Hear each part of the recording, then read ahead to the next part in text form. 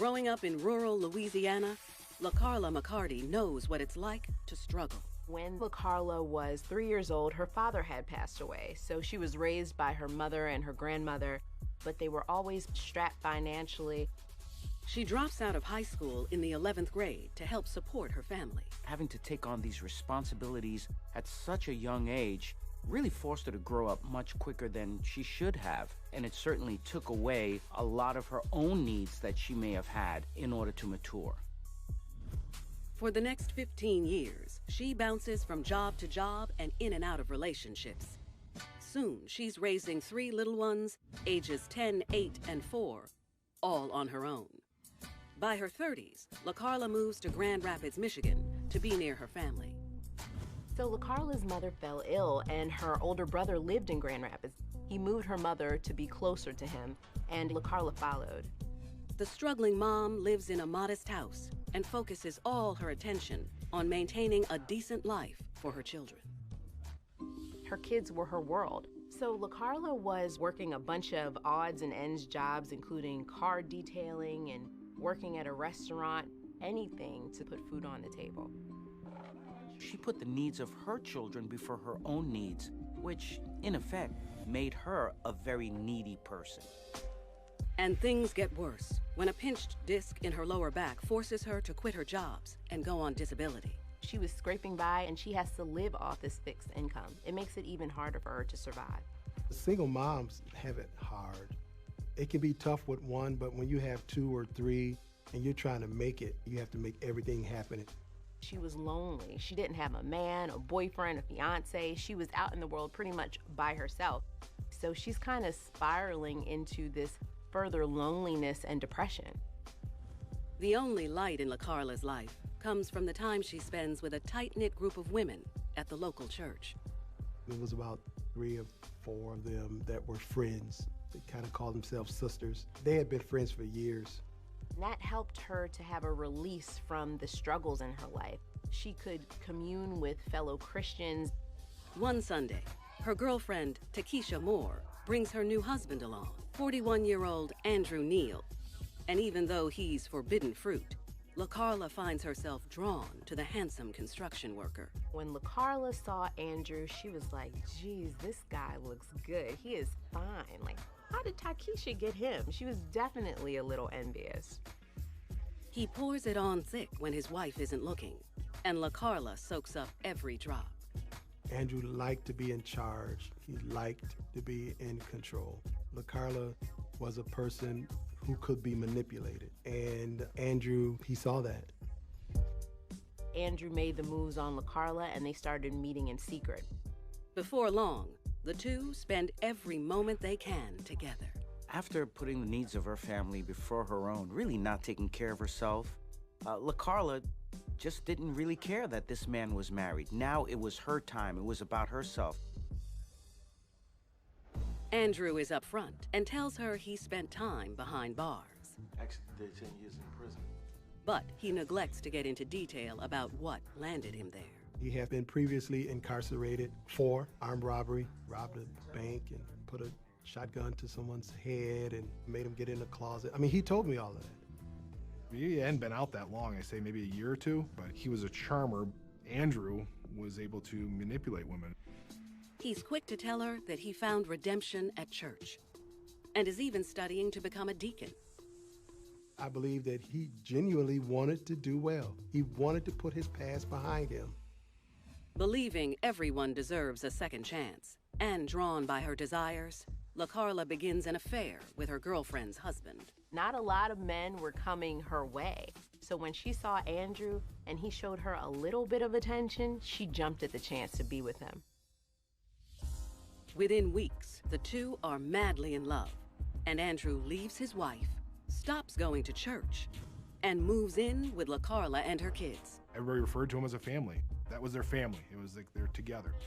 She was looking for someone to take care of her, someone to take care of her children. So even though she was at risk of losing her friendship with her friend, at this point, she didn't care because he was worth it. The 35-year-old single mom is grateful to have a man like Andrew in her life. She sees him as the man of her dreams, but he will soon turn into her worst nightmare. After 8 months together, things between the once happy couple start to fall apart. He never divorced his wife. He was really just like a live-in boyfriend. And to make matters worse, Andrew suddenly loses his construction job and has to go on unemployment. He did have some physical problems of blood clots in his legs, and he was laid off. She's already on disability. Now he's on unemployment. Money was getting tighter and tighter. They're in bad financial straits, just general bills, I think, with raising kids and electricity and water, and things were piling up. Rent money was coming due. And LaCarla is really worried that she's going to be put out on the street with her kid. Andrew assures his girl that he's willing to do whatever it takes to dig them out of this hole. When you're in a place of desperation, you're not thinking. You're in survival mode. Then one fall evening, the ex-con has an idea. Andrew told her that he knew how to get money. He knew a person that would have money. And he kind of throws out there, I know what he said I can kill for $10,000. LaCarla's shocked that Andrew would talk about killing someone, but can't help being curious to know more. And that's when LaCarla asked him, well, who are you going to off? He explains that he's friends with a church member, 35-year-old Mashonda Griffin, who lives just 5 miles away in Wyoming, Michigan. Mashonda was this wonderful, educated, very talented young lady. She was single, never married, and she was a whiz at finance. She's the treasurer of the church. She worked for a mortgage company, and she had this cancer foundation. LaCarla knew Mashonda in passing. She'd seen her at church, but she really didn't know her personally. The ex-con says he's borrowed money from her before and is certain he'll be able to get 10 grand from her. The whole idea was that, hey, she's maybe get $10,000. I mean, she's the church treasurer. She's gonna have a big amount of money. Andrew says that because Mashonda lives alone and is very trusting, she's the perfect target. But since she'll be able to identify him, he'll have no choice. He has to kill her. I'm just gonna have to do what I have to do. LaCarla isn't quite sure if her man is serious. She didn't believe him. She thought maybe he was talking crazy because they were strapped for cash. She heard the words, but she didn't really process them. I really do believe she just kind of buried her head in the sand, and as long as she didn't acknowledge what was going on, she wasn't responsible for any of it. 3 days later, around 9 p.m., Andrew sets his plan in action. While her children sleep, he asks LaCarla to drive him over to Mashonda's home, and she obeys him without question. Whether it be she was lovesick, whether she just didn't want to lose a man, she kind of put her normal thought process to the side. I think when people get put in situations where they're not comfortable, they become desperate, and desperate people do desperate things. As the car pulls up to Mashonda's house, Andrew gets out. LaCarla heads home and tries not to think about what her boyfriend is about to do. It seems to me that LaCarla was just having a complete break from reality. She felt that she was separated from this, but by driving him to Mashonda's home, she now became an accomplice, whether she wanted to admit that or not. Andrew takes a deep breath and knocks on Mashonda's door. She answered the door. She knew him. We don't have any reason to believe she was afraid of him, and allowed Andrew into the house. Once inside, he wastes no time. He asks the church treasurer if he can borrow more money. But when Mashonda declines, the ex-con decides it's now or never. When she turns her back, he grabs one of her scarves and slowly comes up behind her. He surprises her and gets, once you get somebody's windpipe, they can't make a loud noise. She's not gonna be able to yell with the ligature around her neck. And he strangled her with it. And that wasn't good enough for Andrew. He didn't think she was dead. So he put a pillow over her face and smothered her to finish her off. He leaves her lifeless body on the floor of her bedroom and then frantically searches her house. I think the whole idea was she was the treasurer, so he probably thought she's got some sort of hiding place where she keeps the church money. He ransacked her place. He looked in every place for this cash. But there are no hidden stacks of money. All he's able to scrounge up is a purse full of credit cards. He obviously didn't get the things that he wanted, like money. The only thing he took was her ATM card. And the way she was killed, it was cold and heartless, without any thought. Determined not to come home empty-handed, he steals his victim's car and then drives to various ATMs around town. Andrew had apparently decided to attempt to use her debit card to retrieve funds from the bank. He never got any money, though. He never got the PIN. Disappointed, Andrew finally heads back home around 2 in the morning. He parks Mashonda's car a few blocks away, walks to LaCarla's house, and wakes her up. He admits that he did the deed, but didn't get the payout he was hoping for. LaCarla's mind was racing. She feels protective over Andrew. This is the first guy that is willing to take on all of her baggage. But she also has mixed feelings because this is a murder. And he says, hey, I have these credit cards. I'm gonna fill up our tanks with gas. And LaCarla doesn't ask any questions. She knows their vehicles are on empty and agrees to help him. So that speaks to her naivete. That speaks to her willingness to be manipulated, or even her need to have a man in her life. While her children sleep, the two head out in their own cars. She's trying to survive, so they go to the gas station. She knew they needed gas. She really didn't care where the cars came from. With their tanks now full, they return home. But their late-night excursion is not over. Back at the house, Andrew tells his girl where to pick him up and takes off on foot to deal with Mashonda's car. 2, 3 o'clock in the morning, Andrew goes and dumps the car by the cemetery. He does something to dismantle it to make it appear abandoned, and then leaves it. LaCarla doesn't say a word as she collects him near the graveyard and drives them home. As the sun rises, LaCarla focuses on making her kids' lunches for the day. But before she can fully process the trouble they're in, Andrew bluntly informs her that he's going to Detroit, about 2 hours east, to see his family for the day. And he gives LaCarla the clothes he wore during the crime. He asked LaCarla to dump his clothes and get rid of them. She had questions about whether she should do it or not, but because of her loyalty to him, she listens to him. She got rid of the clothes and she put them in a dumpster behind a pizza place. This was perhaps the perfect opportunity for LaCarla to say, wait a minute, I think I need to go to the police here. She just did not want to lose that relationship. When Andrew returns later, his anxiety level starts to redline. No one has discovered Mashonda's body yet. He wanted her found. And he was getting a little anxious, and he was pacing the floor, just waiting to hear something on the news. But the fact that she wasn't located was concerning to him. The next day, he just can't take it anymore. The ex-con boldly returns to the scene of the crime. So Andrew arrives at Mashonda's house and peeks in the window and sees that she was still dead. So he goes to a neighbor, asks for a phone to call the police. When investigators arrive, Andrew is waiting for them. He thinks in his head, if he discovers the body, he will be the least likely suspect. The police find Mashonda's lifeless body in the bedroom, surrounded by a chaotic crime scene. They immediately look to Andrew for answers, but he's ready with a story. He said he was trying to call her. He was trying to borrow some money from her. She wasn't responding, so he just went over there to see if there was anything wrong. Detectives ask him a few questions about himself. The ex-con is quick to say he's a deacon at his church and he has a family he looks after.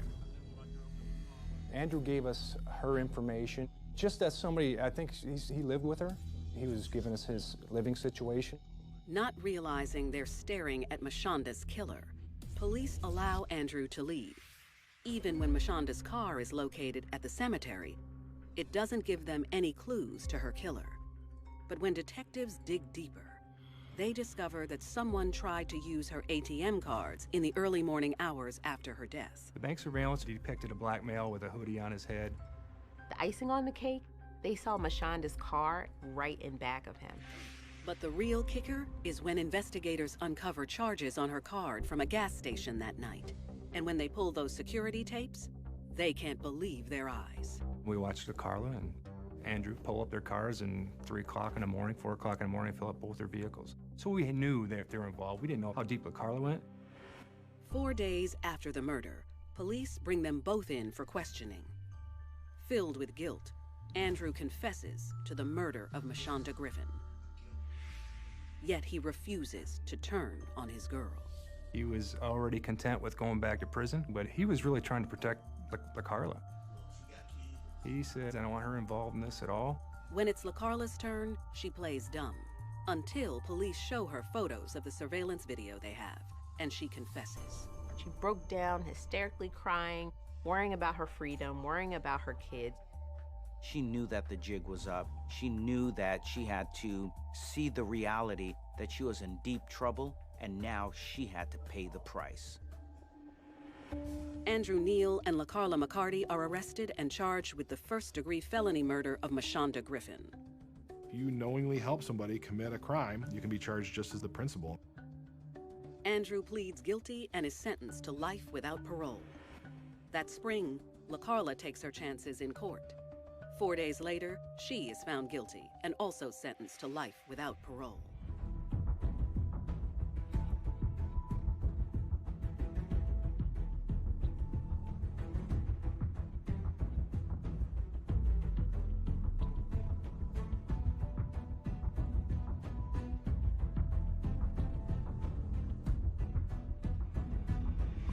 LaCarla McCarty gave up everything that was most precious to her for a chance at true love. In Pennsylvania, Akita Harden will find herself in a similar situation when she falls for a career criminal. Growing up in an upscale neighborhood of Harrisburg, Pennsylvania, the only girl out of 3 children, Akita Harden has a bright future ahead of her. She was raised in the church. She sang in the choir. She was a cheerleader. She was a kind-hearted soul. She really was. But childhood is far from perfect. With an absent father, her mom must rely on extended family to help out. I worked long hours, and my dad, my auntie, and them kind of raised my kids, but I made sure that they really didn't want for anything. I think I kind of spoiled her because she was my only daughter. When a child is brought up and given everything that they want, they become overly dependent on others to reinforce them when it comes to gratification. They get it now, and they want it now. As a teenager, Akita's hormones kick into high gear. She starts looking for love and a man who will fulfill her heart's desires. Instead, she finds herself a young single mother. She had her first baby at 17. After she graduated from high school, she was trying to find herself. I believe she may have referenced having a job here and there, but no legitimate work history to speak of. By her mid-20s, she's the mother of 4 more children. They were from different fathers. She essentially seemed to bounce around from guy to guy. He had never talked about the fathers. She never talked about why those relationships didn't work. She lives with her mom and does her best to make ends meet by working at a nearby hotel. And just like her mother did when she was young, Akita leans heavily on family. That her mother would take care of some of her children to some extent. But the everyday grind is wearing thin for the young mom, and she dreams of a better future. She wanted a nice life for herself. She wanted the cars and the jewelry and making sure that she herself was provided for. She wanted to have things to impress people. That's what she was striving to achieve. With someone like Akita, who was just so caught up with having a certain lifestyle, wanting these very special things, these expensive things, she became obsessed with getting them by any means necessary. Knowing she'll never make big money toiling away at minimum wage jobs, Akita starts to take shortcuts to get some quick cash. But the law eventually catches up to her when she commits identity theft and access device fraud. Which is basically you take a car, you drive a car that you didn't have permission to do so. She gets a minimum of 4 months jail time and a year probation. Her bad decisions take a toll on her family. I guess she might have just, I don't know, didn't want to work. I don't know. The single mom's life is spiraling out of control. One night, she gets dolled up and heads out with a girlfriend to a club in the neighboring city of Lebanon. The women catch the eye of quite a few of the men, but 40-year-old Eddie Williams doesn't waste any time. He makes his move. That he was physically imposing. He was a large man. He was a muscular man. He was someone who was street smart. He had a certain swagger to him. And his wingman, 29-year-old Chris Willis, is right behind him. Chris did not come across as scary at all. Chris, quite frankly, was quite the opposite. He just looked like a regular guy.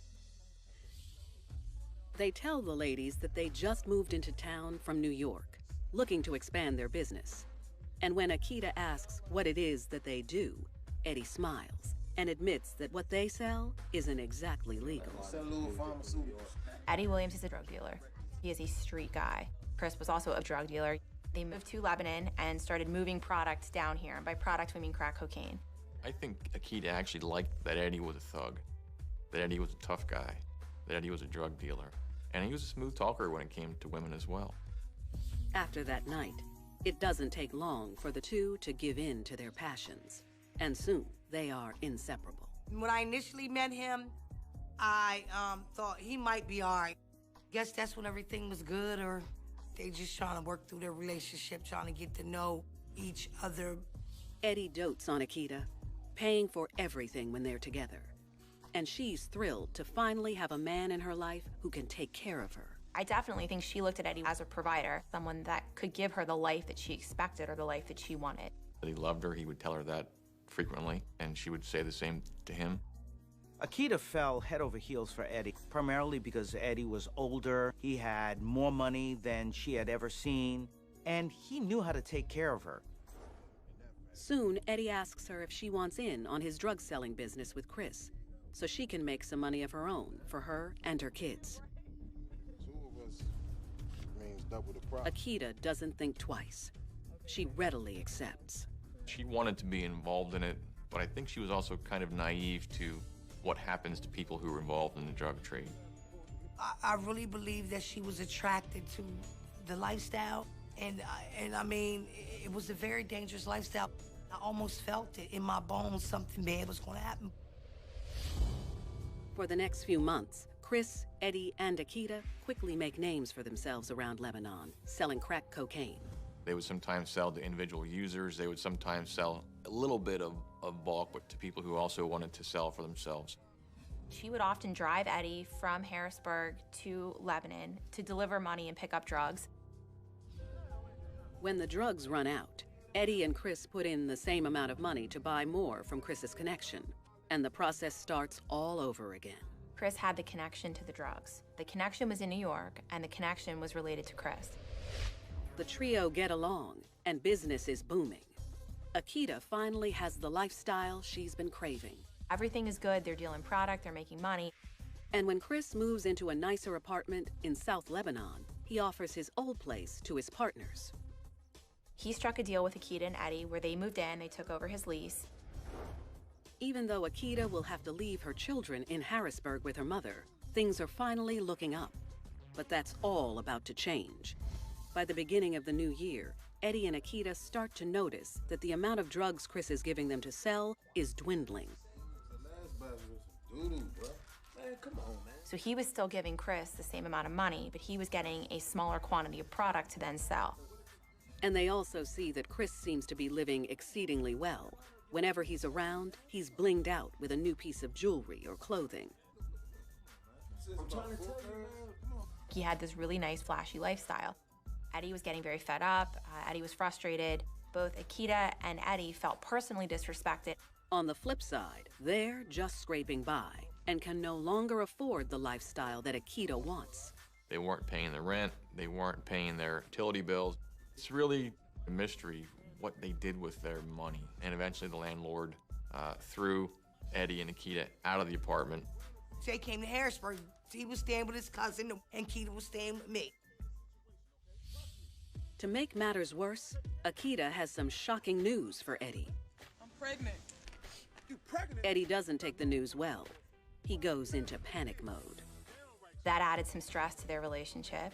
Eddie wasn't happy about the baby. Obviously, she had a multitude of other children.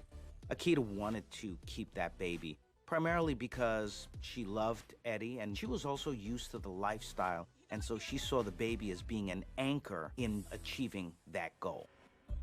She tells Eddie there must be something they can do to make more money. And Akita said to Eddie, essentially, you need to deal with this because we're getting ripped off by Chris. He's living this great lifestyle. We've got nothing. You need to fix it.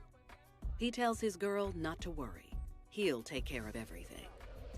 So one day, a few weeks later, Eddie gives his boy a call to find out what's going on. And things get heated fast. Eddie lays down the law while Akita watches. The argument could have been over the apartment money, it could have been over drug money, but the relationship deteriorated exponentially. And during the conversation, Chris says they're out of the drug game. He's cutting them off. Eddie and Akita are both livid. So all of that melded together to create the anger, the unrest, the frustration. But the fuming couple aren't going to go away quietly.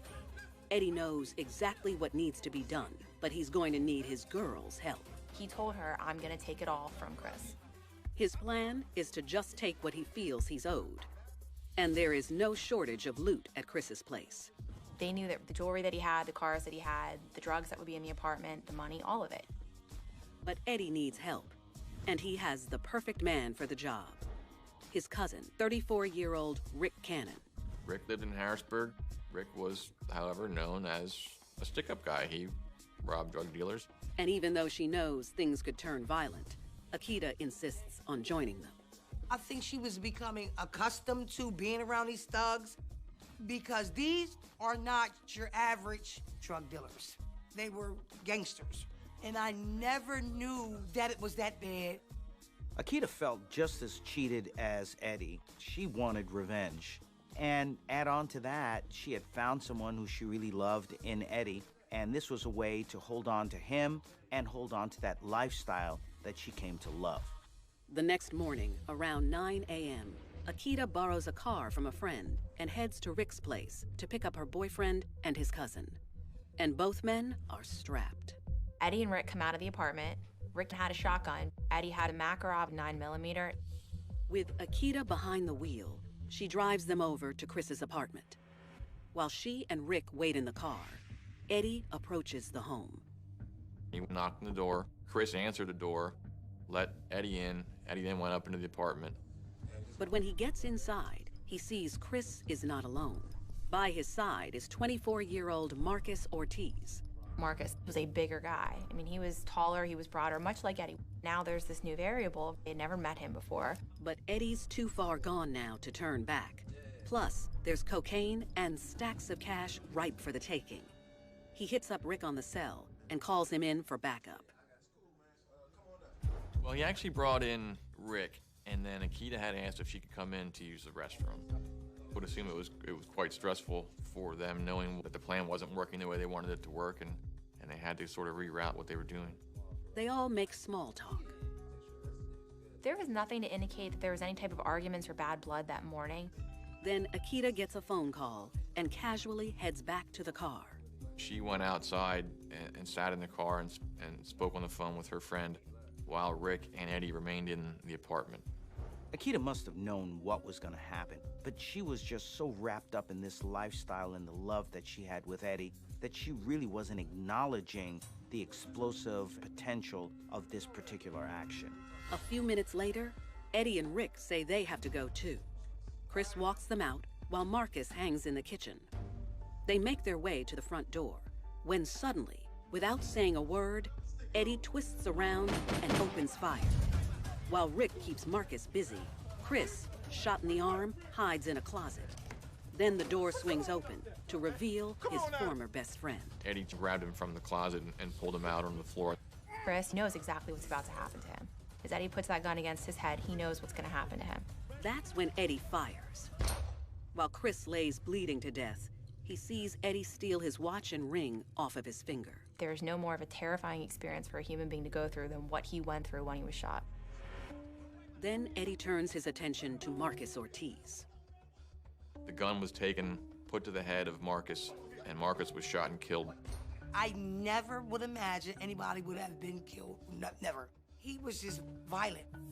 While Rick runs out, Eddie gathers up the drugs and about $8,000 in cash from the table and puts it in a brown paper bag.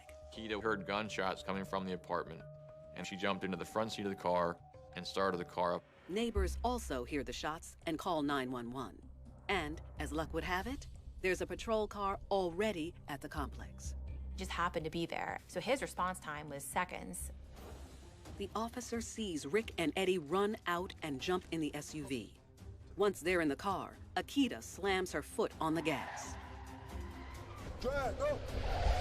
Akita rips out of there and starts driving at a very high pace. The officer hustles back to his car and it starts chasing them.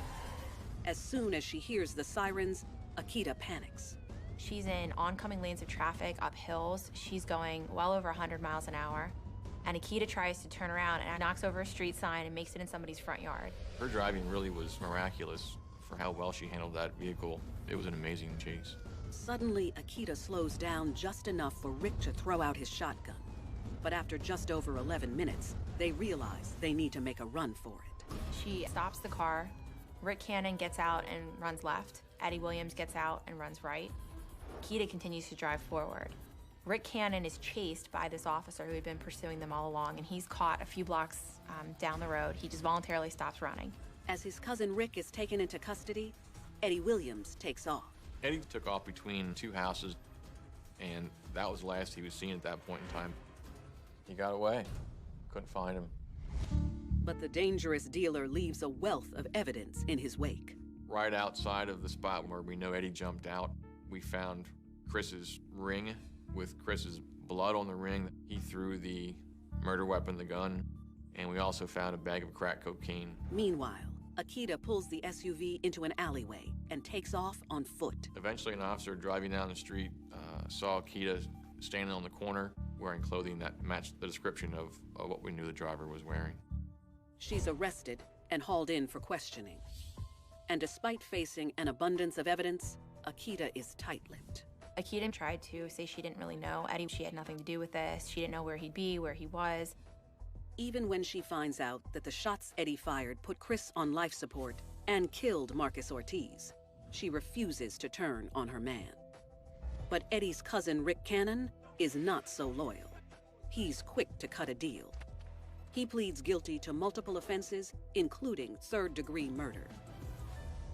Rick was sentenced to a minimum of 50 years with a maximum of 100 years in jail. For almost 7 months, Eddie is still at large, and Akita continues to claim her innocence and keep her mouth shut when it comes to her boyfriend. I don't know why she felt like she had to stick with this man. I couldn't believe that he had that much control over her, but he did. While Akita is awaiting trial on 21 charges, including attempted murder and first-degree murder, Eddie is finally picked up in Philadelphia. He's hauled back to Lebanon to face similar charges and says he's innocent. Almost a year after the shooting, Akita Harden and Eddie Williams are tried together. They both testify on their own behalf. Eddie laid the blame entirely upon Rick Cannon, said Rick was the shooter, that there was no plan to commit any robbery, there was no plan to kill them.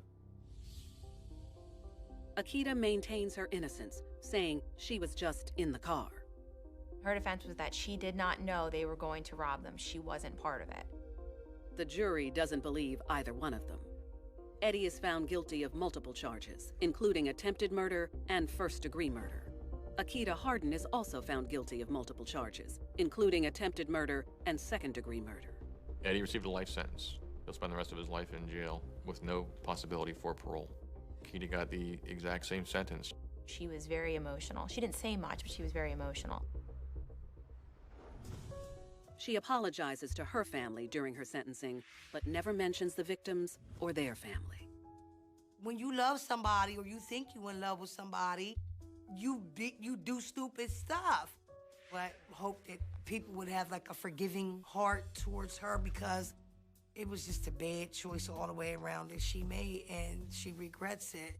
I don't believe that Akita would have been involved had she not been involved with Eddie. And she risked everything to go along with this plan.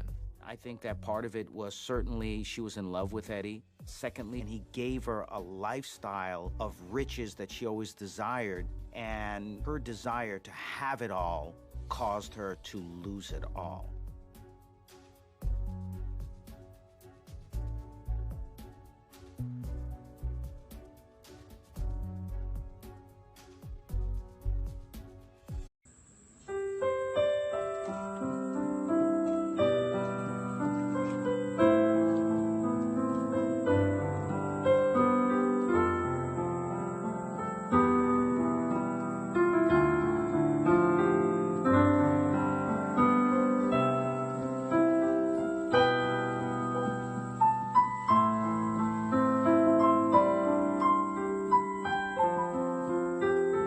you.